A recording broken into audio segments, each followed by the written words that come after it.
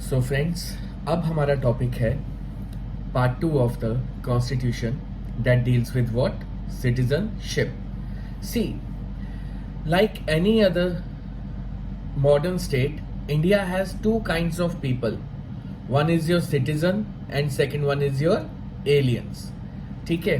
ये क्या कहना चाहता है कि मतलब like part 2 of the constitution जो है वो किससे डील करता है? सिटीजनशिप. ठीक है.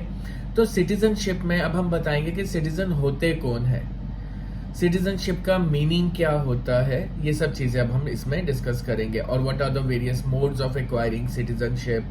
सो ये सब आर्टिकल 5 से लेकर आर्टिकल 11 तक जो है वो डील करेगा किससे? आपका सिटीजनशिप से. क्लियर?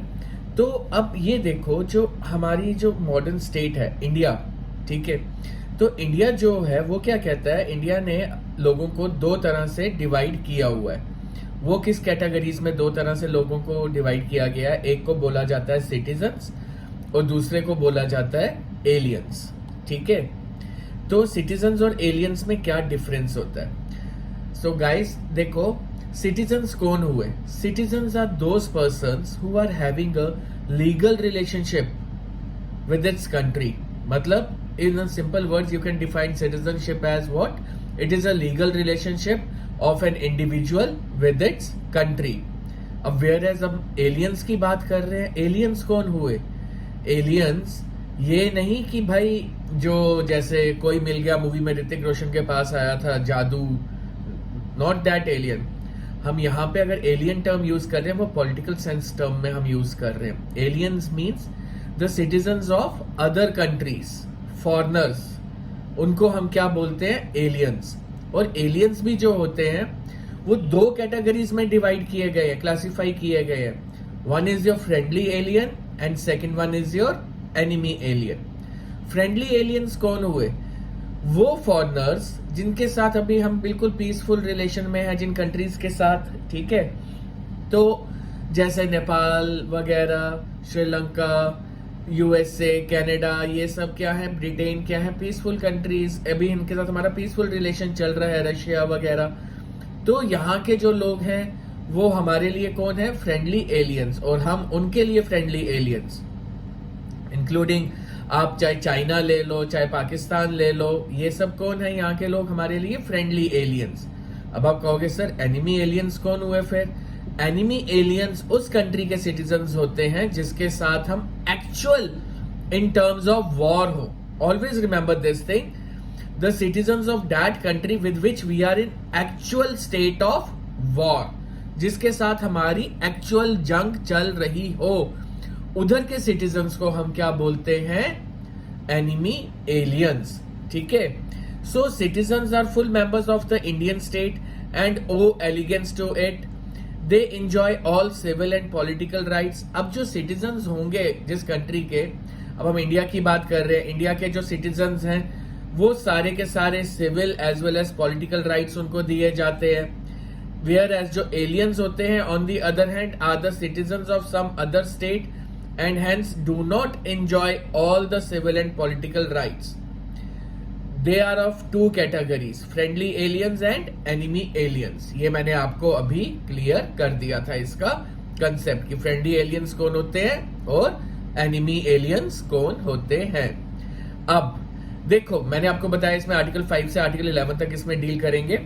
तो अब आर्टिकल 5 की अगर हम बात कर रहे हैं तो आर्टिकल 5 में क्या कहता है, पहले हम जरा इसे पढ़ लेते हैं, फिर मैं आपको इसको समझा दूंगा.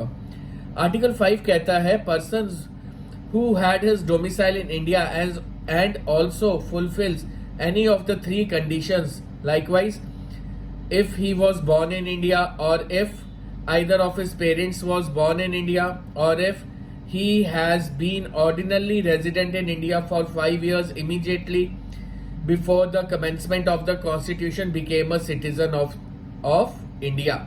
मतलब देखो, ये आर्टिकल किसके बारे में बात कर रहा है? ये आर्टिकल बात कर रहा है डोमिसाइल के बारे में. ठीक है, ऐसे पर्सन्स के डोमिसाइल के बारे में. डोमिसाइल क्या होता है पहले ये बताओ. डोमिसाइल का मतलब ये होता है, domicile represents what? Your permanent home. Domicile को अगर हम सिंपल लैंग्वेज में बोलेंगे कि it represents what? It represents your permanent home. Clear. अब इंडियन कॉन्स्टिट्यूशन जो है वो एक्सप्लिसिटली डिफाइन करता है, डिस्क्राइब करता है that the domicile represents India and not the states. ठीक है, अब देखो डोमिसाइल जो होगा वो किस चीज को रिप्रेजेंट करेगा, वो इंडिया को रिप्रेजेंट करेगा, ना कि पर्टिकुलर स्टेट्स के लिए। अब जैसे हम लोगों के लिए भी आजकल हर एक जगह पे क्या है, डोमिसाइल सर्टिफिकेट बनाना है भाई, आपने अपना ये दिखाने के लिए कि गवर्नमेंट जॉब में अप्लाई करने के लिए that you are a permanent resident of this particular area. So as a result of that जब आपने ये सारा बनाया, सर्टिफिकेट बनाया है, यहाँ पे हम पर्टिकुलरली यूज कर रहे हैं टर्म क्या, डोमिसाइल सर्टिफिकेट। डोमिसाइल सर्टिफिकेट जो है basically it represents what, to which country you belong. ये इंडियन गवर्नमेंट का हक है, ठीक है। आप इंडियन सिटीजन है, लेकिन कहाँ पे आप रहते हैं वो उसमें दर्शाया गया है, ठीक है, इंडिया में कौन से एरिया में। तो ये इसका अधिकार किसका है इशू करने का डोमिसाइल सर्टिफिकेट, ये आपका अधिकार है इंडियन गवर्नमेंट का, ठीक। वेयर एज जो यहाँ पे स्टेट्स ये जो कर रही हैं, ये they are working under the guidelines laid down by the Indian government, ठीक है। सो अब अगर क्वेश्चन आ जाता है, if the question comes in the exam that does the state have domicile, क्या स्टेट्स के पास डोमिसाइल होता है, द आंसर इज नो। ये किसके पास होता है, कंट्री के पास, कंट्री आपको बताती है इसका, ठीक है, क्लियर। और ये जो आर्टिकल 5 है, it is because of this article 5 around 95% of population, ठीक है, इंडिया की जब पार्टीशन हुआ था 95% ऑफ पॉपुलेशन जो थी उसको यहां की सिटीजनशिप मिल गई थी इंडियन कंट्री की, ठीक है। ये हमेशा याद रखना, it is because of this article 5 only the 95% of the population जो थी उस समय, ठीक है, उसको यहां की सिटीजनशिप मिल गई थी, क्लियर। अब सॉरी ये हाँ, तो यहां की सिटीजनशिप मिल गई थी। अब नेक्स्ट हम आते हैं आर्टिकल 6 के ऊपर, ठीक है। आर्टिकल 6 क्या कहता है, आर्टिकल 6 कहता है a person who migrated to India from Pakistan if he or either of his parents or any of his grandparents was born in undivided India and also fulfill any of two conditions. He migrated to India before 19th July 1948, comma, he had been ordinarily resident in India since the date of his migration. Second point कहता है he migrated to India before July 1948. He had been ordinarily resident in India since the date of migration, residence for 6 months before registration. अब ये जो article 6 है, ये किसके बारे में बात करता है, ये it talks about the people who have migrated from Pakistan to India, ठीक है, जो लोग पाकिस्तान से इंडिया में माइग्रेट हुए, ये आर्टिकल उन लोगों के बारे में बात करता है, ठीक है। और आर्टिकल 6 क्या कहता है कि फ्रॉम जुलाई 19th जुलाई 1948 यहां पे इंडिया में क्या हो गया हुआ था, परमिट सिस्टम स्टार्ट हो गया था, कि मतलब लाइक आप जैसे इससे पहले क्या होता था, 19th जुलाई 1948 से फ्री फ्लो था, मतलब कभी भी कोई भी आ जा सकता था, इंडिया भी पाकिस्तान भी, आओ जाओ करो, कोई रोक टोक नहीं। बट इस तारीख से क्या किया इन्होंने, परमिट सिस्टम भी स्टार्ट कर दिया कि now you have to take the permission before entering into any of the country, whether in Pakistan और इन इंडिया, ठीक है। आप दोनों में किसी भी कंट्री में अगर आपने जाना है तो आपको पहले परमिट लेना पड़ेगा, परमिट मतलब परमिशन। आप लोगों ने गदर मूवी देखी थी, गदर मूवी में एक बड़ा फेमस डायलॉग था सनी देओल का, जब उसकी वाइफ को अमरीश पुरी आ जाता है लेने वहां पे एयरपोर्ट के ऊपर, तो उसको रोक दिया जाता है, तो उसको कहते हैं कि भाई आपका ये जो था ये परमिट, इसके ऊपर भी आपको परमिशन नहीं मिली, आपको ना आपके बेटे को, तो इसीलिए आपको अभी पाकिस्तान नहीं जाने दिया जाएगा। सनी देओल को बार बार हरास किया जाता है, नहीं भेजते हैं। तो सनी देओल बड़े, उस समय एक डायलॉग था उस समय गदर मूवी का, अगर कागज पर मोहर नहीं लगेगी तो क्या तारा पाकिस्तान नहीं जाएगा। वो कागज कौन सा था, that is what the permit, जो परमिट सिस्टम उस समय स्टार्ट हो गया था, because without that permit system you cannot enter in any of the country. तो ये चीज थी। सनी देओल ने बड़े ताव से बोल दिया, क्या इस कागज पे, जब तक कागज पे कोई मोहर नहीं लगेगी तो क्या तारा पाकिस्तान नहीं जाएगा। तो वो कागज कौन सा था? वो कागज था परमिट सिस्टम, ठीक है, वो जो परमिट अलाउ कर दिया गया था। और साथ ही साथ ये जो आर्टिकल 6 था, ये एक चीज और के बारे में बात करता है, वो है ग्रैंड पेरेंट्स। अगर किसी के ग्रैंड पेरेंट्स अनडिवाइडेड इंडिया में पैदा ये रहते थे तो वो यहां की सिटीजनशिप ले सकता है। वेयर एज जो आर्टिकल 5 था उसमें ग्रैंड पेरेंट्स का जिक्र नहीं किया गया था, और आर्टिकल 6 में ग्रैंड पेरेंट्स को भी इंक्लूड किया गया। ठीक है, this is what your article 6 is all about. Now comes your article 7। Article 7 क्या कहता है, पहले आप इसे पढ़ लीजिए कि a person who migrated to Pakistan from India after March 1st, 1947 but later returned to India for resettlement could become an Indian citizen. For this, he had to be resident in India for 6 months, preceding the date of his application for registration. मतलब, this article tells that a person who migrated to Pakistan after 1st March 1947, जो बंदा 1 मार्च 1947 से क्या हुआ था, पाकिस्तान में migrate हो चुका हुआ था, and do not return to India will not be a citizen of India. Whereas it also tells us that कि अब जो वो बंदा था जो पाकिस्तान माइग्रेट हो गया था, if any such person returns back to India for resettlement, that person can become the citizen of this country. ठीक है, अब जो बंदा चले गया हिंदुस्तान छोड़ के, पाकिस्तान सेटल हो गया, उससे तो इंडियन सिटीजनशिप नहीं मिलेगी। बट अगर कोई वहां पे जाके रह के आके देखता है कि भाई ये जगह मेरे लिए सुरक्षित नहीं है, मैं यहाँ पे नहीं रह सकता, मैं वापस हिंदुस्तान जाना चाहता हूं, तो अगर वो वापस आ जाता है और यहाँ पे रहता है और उसे 6 मंथ्स का पीरियड रजिस्ट्रेशन के लिए जो उसने अप्लाई किया वो 6 मंथ्स का पीरियड उसका हो जाता है, देन उसको यहाँ की सिटीजनशिप मिल जाएगी। और साथ ही साथ दिस आर्टिकल जो है talks about both side travel, that is India to Pakistan and then again back to India, ठीक है, फ्रॉम पाकिस्तान। वेयर एज जो आर्टिकल 6 था वो सिंपली एक ही की साइड की बात करता था, वो वन साइड कि भैया पाकिस्तान से जो इंडिया आए हैं। लेकिन ये जो आर्टिकल 7 है, it talks about your both side travel, India से Pakistan as well as Pakistan से इंडिया। क्लियर ये चीज। अब आपका आ जाता है आर्टिकल 8। आर्टिकल 8 क्या कहता है कि पहले एक बार पढ़ लेते हैं इसे, 2 लाइनों में मैं समझा दूंगा आपको क्लियर करके।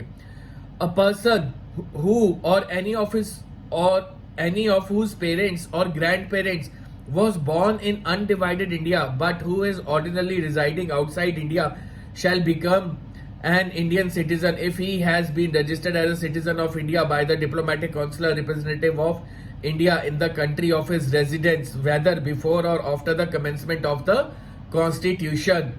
Thus, this provision covers the overseas Indians who may want to acquire Indian citizenship. ठीक है, ये क्या कहता है आर्टिकल? ये आर्टिकल कहता है, आर्टिकल 8 जो है, it talks about what? It talks about those people who live in other countries other than India और पाकिस्तान। मतलब कुछ इंडियंस ऐसे भी थे जो बाहर चले गए थे, चाहे वो यूएसए हो, चाहे कनाडा हो, चाहे ब्रिटेन हो, वहां पे जाके रह रहे थे। ठीक है, अदर देन इंडिया या पाकिस्तान में, ना वो हिंदुस्तान में थे ना वो पाकिस्तान में थे, क्योंकि तब तक तो डिवीजन हुई नहीं थी। और बाद में जब हो भी गई तो उसके बाद भी वो लोग वहीं पे सेटल थे बाहर की कंट्रीज में। ये ऐसे लोगों की बात कर रहा है ये आर्टिकल, कि ऐसे लोगों को भी इंडियन सिटीजनशिप दे दी जाएगी जो अप्लाई करेंगे। क्लियर? तो ये चीज। अब नेक्स्ट आपका आता है आर्टिकल 9। ठीक है, जो अदर कॉन्स्टिट्यूशन प्रोविजंस हैं वो अब हम इसमें डिस्कस करेंगे। आर्टिकल 9, 10 और 11। आर्टिकल 9 क्या कहता है? No person shall be a citizen of India or be deemed to be a citizen of India if he has voluntarily acquired the citizenship of any foreign state. मतलब अगर किसी Indian ने किसी foreign state की citizenship acquire कर ली है, then he cannot be a citizen of India. This is what your article 9 is about. Article 10 क्या कहता है? Every person who is or is deemed to be a citizen of India shall continue to be such citizen subject to the provisions of any law made by the parliament. ऐसा कोई भी शख्स जो कि Indian citizen है या Indian citizen के लिए जिसने अगर अप्लाई किया है, और एवरी पर्सन हु इज और it's deemed to be citizen of India, वो उसे हम इंडियन सिटीजन मानेंगे तब तक जब तक जो हमारे rules and regulations and citizenship के उन्हें वो फॉलो कर रहा है। और लास्ट आर्टिकल 11 क्या कहता है? Parliament shall have the power to make any provisions with respect to the acquisition and termination of citizenship and all other matters relating to citizenship। मतलब आर्टिकल 11 कहता है ये जो पावर है सिटीजनशिप देने की, इसके लिए रूल्स एंड रेगुलेशंस बनाने की, modes of acquiring citizenship and modes of losing citizenship, ये पावर किसके पास है? ये पावर है पार्लियामेंट के पास। सो ये किस आर्टिकल में बताई गई है बात? Article 11। So this was all about your article 5 से article 11 तक। Now we will discuss the various modes of acquiring citizenship। अब वो कौन कौन से modes हैं जिसकी वजह से ये citizenship दी जा सकती है या कोई बंदा acquire कर सकता है citizenship। सबसे पहला देखो, अब हम बात कर रहे हैं acquisition of citizenship कि वो वाले modes जिसकी वजह से citizenship एक्वायर की जा सकती है। अब सबसे पहले कौन सा मोड आता है? वो है बाय बर्थ। जो सिटीजनशिप एक्ट 1955 है वो 5 टाइप्स ऑफ मोड्स के बारे में बात करेगा जिसकी वजह से हम सिटीजनशिप एक्वायर कर सकते हैं। सबसे पहला कौन सा है? By birth. दूसरा है आपका बाय डिसेंट। तीसरा है बाय रजिस्ट्रेशन। चौथा है बाय नेचुरलाइजेशन। और पांचवा है बाय इनकॉर्पोरेशन ऑफ टेरिटरी। ठीक है, these are the 5 modes of acquiring citizenship. अब सबसे पहले हम डिस्कस करेंगे बाय बर्थ। अब बाय बर्थ का क्या मतलब है? जो बंदा जहां पे पैदा होता है उसको वहां की सिटीजनशिप मिल जाती है। अब जैसे मैं यहाँ पे इंडिया में पैदा हुआ हूं, so I have full right to acquire the citizenship of this country. But एक चीज हमेशा याद रखना कि जो डिप्लोमैट्स होते हैं, ठीक है, या फॉरेन नेशनल्स जो यहां पे इंडिया में काम कर रहे हैं, they have been exempted from this thing. They can not acquire the citizenship. ठीक है, the childrens of foreign diplomats posted in India and enemy aliens can not acquire Indian citizenship by birth. Always remember this thing. ठीक है, बाकी जो पैदा होगा यहाँ पे उसको यहाँ की सिटीजनशिप दे दी जाएगी। A person born in India on और after 1 July 1987 is considered as a citizen of India और only if either of his parents is a citizen of India at the time of birth. और by chance साथ ही साथ अगर कोई बाहर रहता है इंडिया के और वहां पे पैदा हुआ लेकिन उसके पेरेंट्स जो थे यहाँ पे, तो वो यहाँ पे अप्लाई कर सकता है। Clear? This was your about by birth. Now comes your by descent. Descent का क्या मतलब हुआ? A person born outside India on और after 26 Jan 1950 but before 10th December 1992 is a citizen of India by descent if his father was a citizen of India at the time of his birth. A person born outside India or after 10th December 1992 is considered as a citizen of India if either of his parents is a citizen of India at the time of birth. ठीक है, and 3rd December 2004 onwards a person born outside of India shall not be a citizen of India by descent unless his birth is registered at an Indian consulate within 1 year of the date of birth or with the permission of the central government after the expiry of said period। ठीक है, ये क्या कहता है? ऐसा कोई भी बंदा जो इंडिया के बाहर पैदा हुआ है, अगर उसका फादर इंडियन है 1992 में, ये देखो 26 जैन 1950, ये जो है ये 10th दिसंबर 1992 से पहले किसी का फादर अगर इंडियन है तो उसको यहाँ की सिटीजनशिप मिलेगी। लेकिन इसमें अमेंडमेंट की गई भाई 1992 में। वो क्या कि भैया बोला सिर्फ फादर ही क्यों? जो प्रोसेस होता है वो दोनों होते हैं, फादर और मदर, तब जाके बेबी होता है, तो मदर को भी इक्वली ट्रीट करो ना। तो मदर को भी ये बोला गया। फिर either of the parents, either of his parents is a citizen. ठीक है, either of his parents is a citizen, तो ये चीज बोली गई, ये either of his parents is a citizen of India at the time of his birth. पहले वाले में क्या था? सिर्फ फादर। दूसरे वाले में आइदर ऑफ हिज पेरेंट्स, ये अमेंडमेंट हुई है, ठीक। और थर्ड वाला कहता है कि भैया ये 2004 में एक अमेंडमेंट हुई है कि अगर आप विद इन 1 ईयर अगर आप बताते हैं कि हाँ भैया आपका बेटा हुआ है या बेटी हुई है बाहर फॉरेन कंट्री में, तो आपने उसको रजिस्टर करवाया है कहाँ पे, इंडियन एम्बेसी में, इंडियन कंसुलेट जैसे बोला जाता है, देन ओनली ही और she can get the citizenship of India.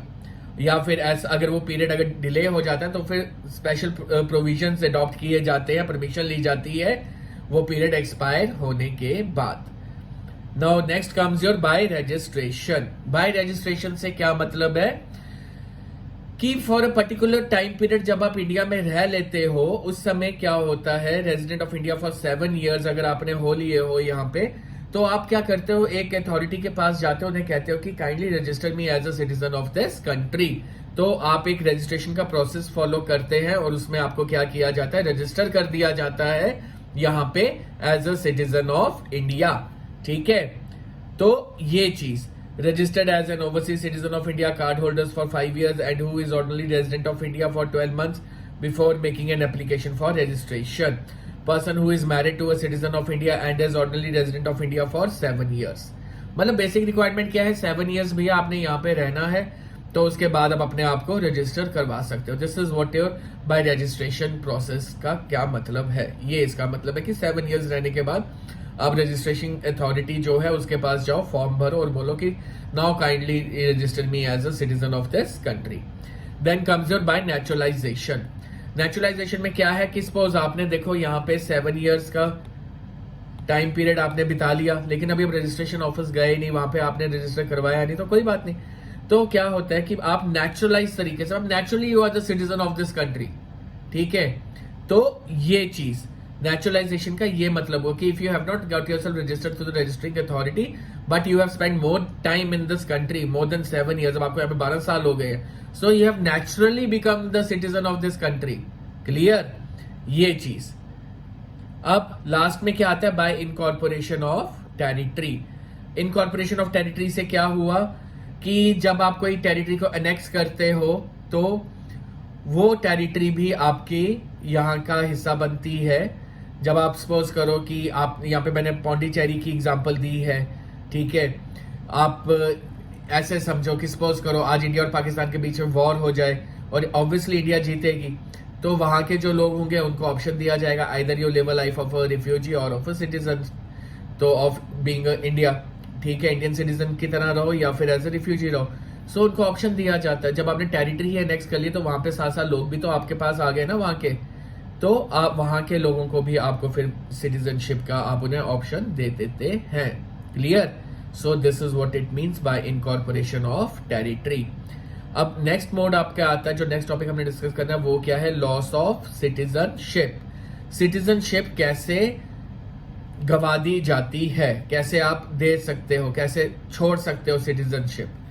सबसे पहला मोड है, ये 3 मोड्स हैं इसमें, ठीक है। There are 3 modes of losing citizenship, ठीक है। अब वो कौन कौन से मोड्स हैं, पहला बाय रेनंसिएशन, दूसरा बाय टर्मिनेशन और तीसरा बाय डिप्राइवेशन।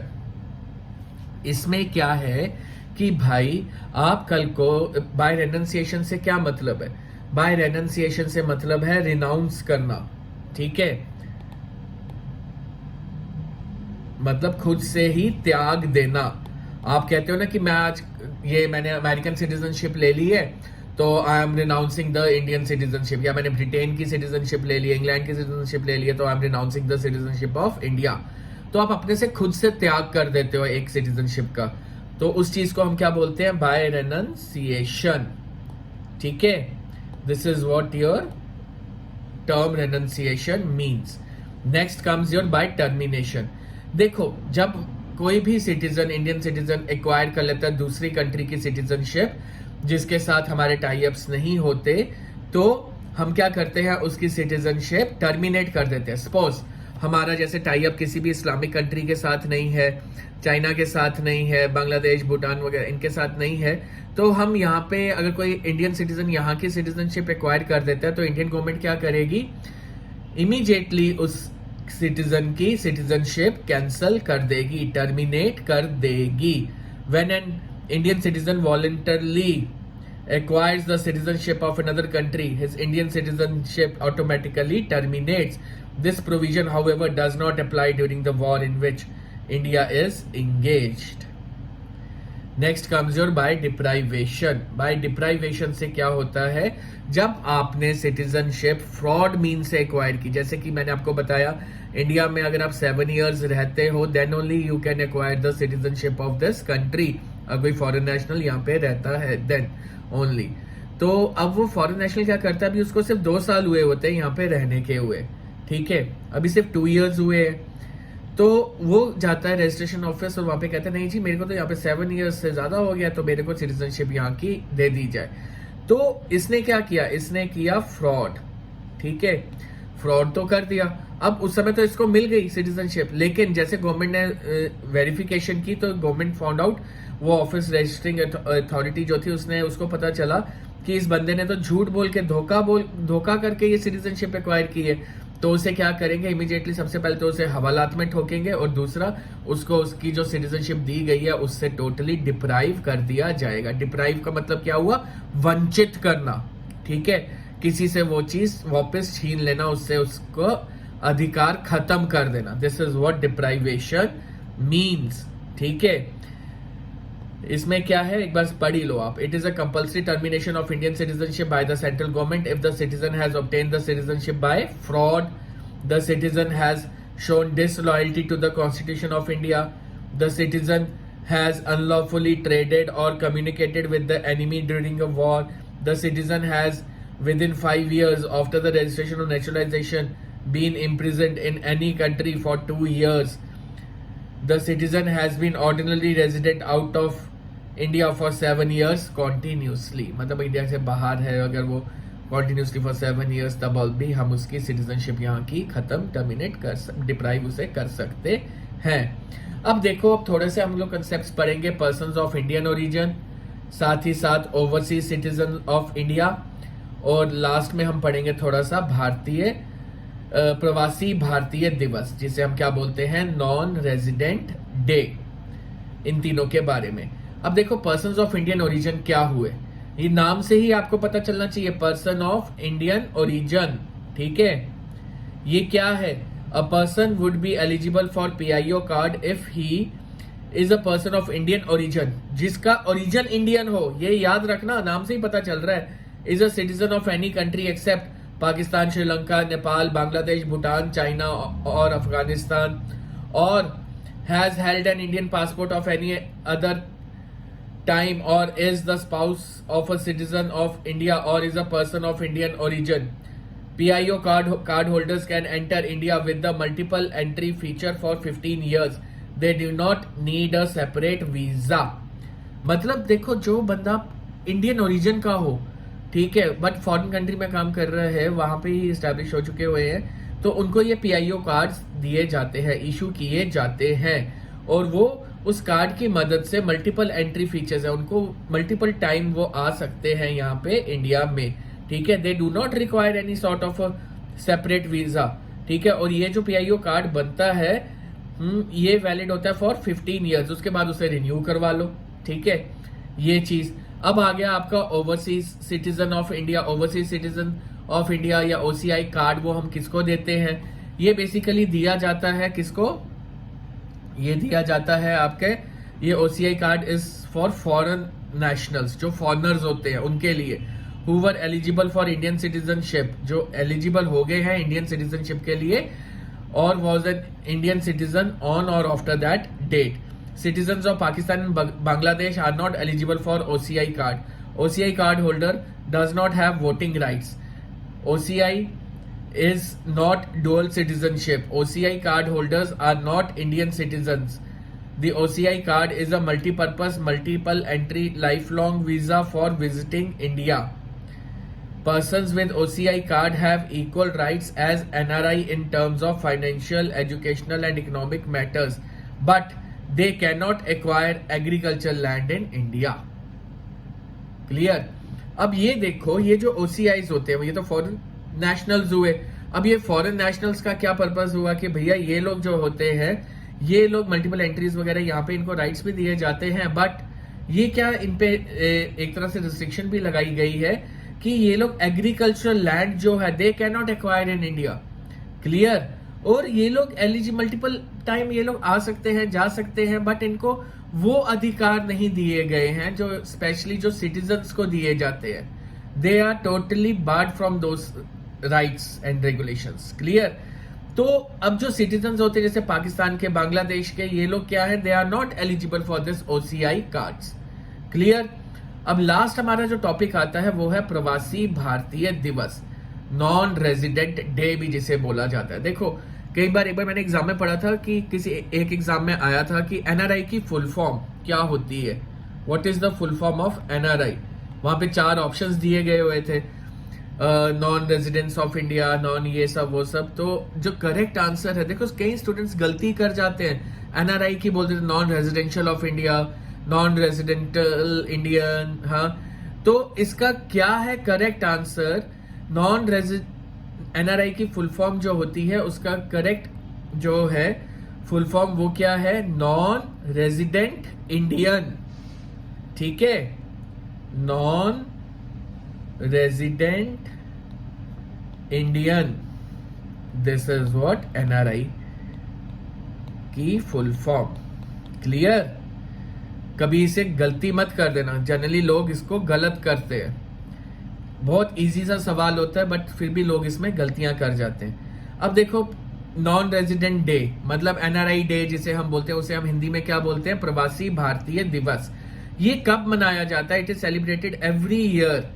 हाँ, हर साल इसे हम मनाते हैं। कब इसे हम मनाते हैं, 9th ऑफ जनवरी। और 9th ऑफ जनवरी को ही क्यों मनाया जाता है, ये कई बार MCQ में पूछा गया। व्हेन द प्रवासी भारतीय दिवस और the NRI day is celebrated, it is always celebrated on 9th of Jain, because on 9th of January 1915 आपके बापूजी सो कॉल्ड महात्मा गांधी, हाँ मोहनदास करमचंद गांधी इंडिया आए थे इन द ईयर 1915, ठीक है। ये Mohandas Karamchand Gandhi he entered in the India, ठीक है, इंडिया में ये एंटर किए थे। He came to India from South Africa, always remember Mahatma Gandhi, return of Mahatma Gandhi from South Africa on 9th Jan 1915. This day marks the contribution of the overseas Indian community towards the country's development. और इस दिन हम क्या करते हैं, जितने भी NRIs वगैरह जो इंडियंस बाहर सेटल हैं उनको हम ऑनर करते हैं, जिन्होंने हमारे देश का नाम ऊंचा किया है, और उन लोगों को सम्मानित किया जाता है। ऐसे कई लोग हैं जो बड़ी बड़ी पोजीशंस पे पहुंचे हैं, उन्होंने वहां पे हमारी इंडिया का नाम रोशन किया है। ऐसे लोगों को हम लोग ऑनर करते हैं, उन्हें एक तरह से पुरस्कारित किया जाता है, ऑनर किया जाता है, उन्हें अवार्ड्स दिए जाते हैं, ठीक है। तो that is a mark of a respect and जो एक देश अपने लोगों को दे सकता है, और उसकी वजह से वो लोग और भी अच्छे काम करते हैं वहां पे, clear. So this was all about your Pravasi Bharatiya Divas. So it is the highest honour conferred to a non resident Indian persons of Indian origin और एन ऑर्गेनाइजेशन और institution established and run by the NRI। कोई भी ऐसा institution या trust वगैरह कुछ भी हो जो NRI चला रहे हैं, उन्होंने बहुत अच्छे काम किए हैं, पर्सन्स ऑफ इंडियन ओरिजिन हो, ठीक है, इन द बेटर इनकी कंट्रीब्यूशन हो अच्छे काम में, और सपोर्ट किया हो इन्होंने, सपोर्ट इंडियाज कॉज के लिए, इंडिया को आगे वहां पे वो बढ़ा रहे हैं, इंडिया के कॉज को आगे बढ़ा रहे हैं, तो इंडियन कम्युनिटी को आगे बढ़ा रहे हैं। तो ऐसे लोगों को वहां पे ऑनर किया जाता है, और ये हर साल कब मनाया जाता है, 9th ऑफ जैन। और फिर लास्ट में मैंने यहाँ पे ये NRI persons of Indian origin और ओवरसीज सिटीजन ऑफ इंडिया का एक चार्ट बना के आपको दे दिया है मैंने, कि आप इसको देख सकते हो एक डिफरेंशिएट करते हुए, ठीक है। So guys this was all about your part 2 of the constitution. So अगर आपको मेरा लेक्चर पसंद आया तो प्लीज आप मेरे इस चैनल को सब्सक्राइब कीजिएगा और आगे भी अपने दोस्तों के साथ रिकमेंड कीजिएगा। Thank you.